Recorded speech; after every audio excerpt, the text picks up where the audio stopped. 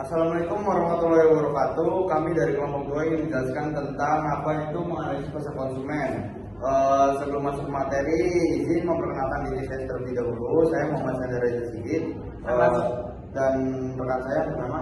Nama saya Mustafa. Nama saya Muhammad Abi Padilla. Saya Ilham Bayaki. Saya Abdillah. Saya Faisal Sumarom. Pertama-tama di sini saya akan menjelaskan tentang apa itu menganalisis pasar konsumen. Menganalisis pasar konsumen adalah proses mempelajari bagaimana individu, kelompok, dan organisasi memilih, menggunakan dan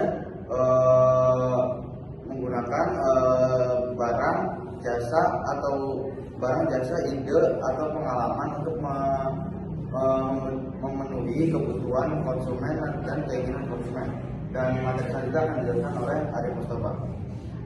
Jadi pada bab kali ini kita akan langsung mempelajari tentang yang pertama ada bagian perilaku konsumen, yang kedua ada faktor budaya, yang ketiga ada faktor sosial, yang keempat ada faktor pribadi, dan yang kelima ada teori menurut ahli, dan yang keenam persepsi, yang ketujuh ada pengenalan masalah, yang terakhir atau ke-8 adalah kesimpulan.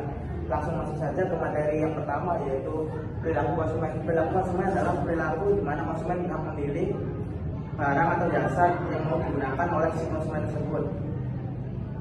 Langsung saja materi saja di Nah, selanjutnya yaitu materi faktor budaya.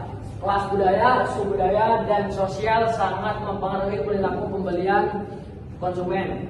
Nah, seperti contohnya keluarga saya membeli produk Aqua, tapi saya membeli produk Pit atau air mineral. Pasti kita mengikuti produk orang tua dari kita. Nah, sekian. yang kedua, selain faktor budaya, faktor sosial seperti kelompok referensi itu dibagi menjadi dua, yaitu referensi group dan membership group. Yang kedua keluarga. Ya, keluarga semua kita tahu kalau keluarga itu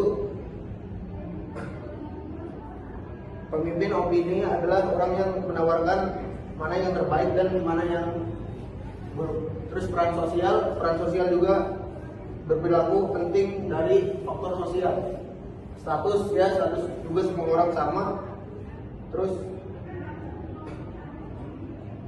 perubahan pola pemimpin lainnya adalah pengaruh status saat mempengaruhi perilaku pembelian.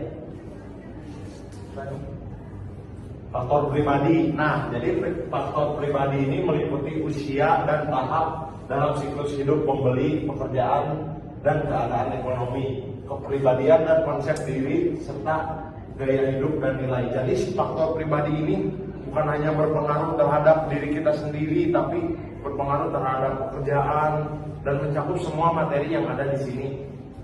Lanjut. Teori menurut para ahli. Nah, guys, jadi teori menurut para ahli ini kita ambil dari satu ahli, yaitu Fred Sigman. Fred Sigman ini mengasumsikan bahwa kekuatan psikologis yang membentuk perilaku seseorang sebagian besar adalah ketidaksadaran, dan bahwa seseorang tidak dapat memahami secara penuh motivasinya sendiri ketika seseorang mengamati merek tertentu.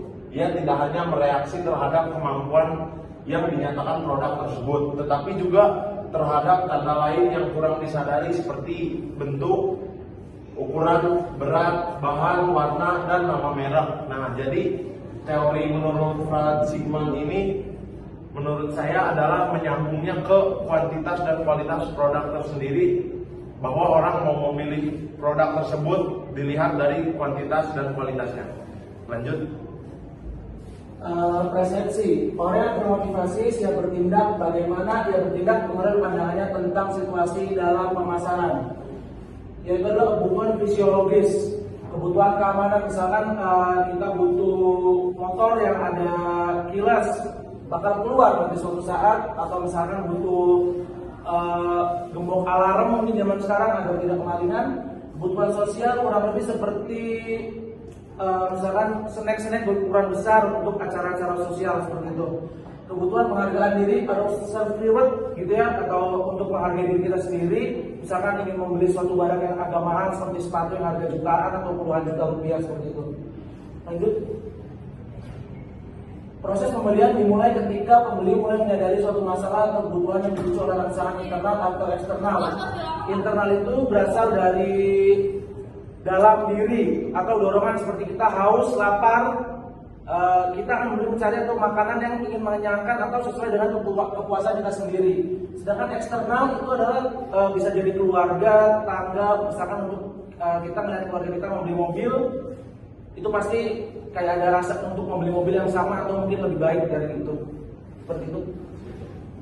Ya, di sini dari materi tentang mengantisipasi konsumen itu kesimpulannya itu mengantisipasi konsumen perlu dilakukan agar perusahaan tahu apa yang konsumen mau dan yang butuhkan, sehingga perusahaan bisa terus melakukan perbaikan untuk jangka panjang demi keberlangsungan perusahaan itu sendiri. Ya, terima kasih. Sekian dari kelompok 3 tentang sudah menjelaskan tentang apa itu menganalisis pasar konsumen. Sekian dari saya dan rekan-rekan saya. Wassalamualaikum warahmatullahi wabarakatuh. Waalaikumsalam.